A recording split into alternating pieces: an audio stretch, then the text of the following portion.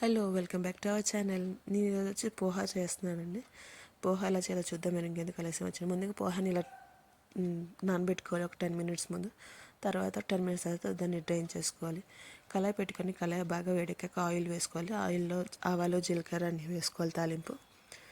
దాని తర్వాత అల్లం, పచ్చిమిరకాయలు, కరివేపాకు, కొత్తిమీర, పలుకులు, శనగపప్పు అన్నీ వేసుకొని తాలింపు బాగా ఫ్రై చేసుకొని పోహా వేసుకొని కలిపేసుకోవడమే. అంతే ఈజీగా ఉంటుందండి. ఒకసారి ట్రై చేసి చూడండి.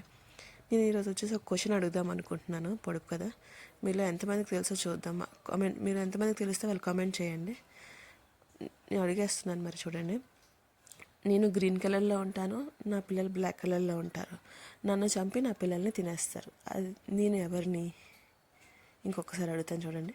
నేను గ్రీన్ కలర్లో ఉంటాను, నా పిల్లలు బ్లాక్ కలర్లో ఉంటారు. నన్ను చంపి నా పిల్లల్ని తినేస్తారు. నేను ఎవరిని? ఈ క్వశ్చన్కి ఎవరైతే ఆన్సర్ తెలుస్తో వాళ్ళు కామెంట్ రూపంలో కామెంట్ చేయండి.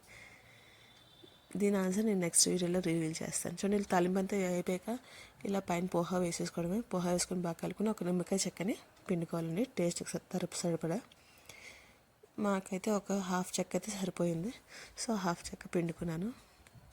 ఇలా పిండుకొని చక్కగా శుభ్రంగా పైనుంచి కింద వరకు అంతా కలిపేసుకోవాలి. చాలా ఈజీగా అయిపోతుంది. హై రిచ్ ప్రోటీన్ ఫుడ్ అండి. పిల్లలకి పెడితే చాలా బలం కూడా వస్తుంది.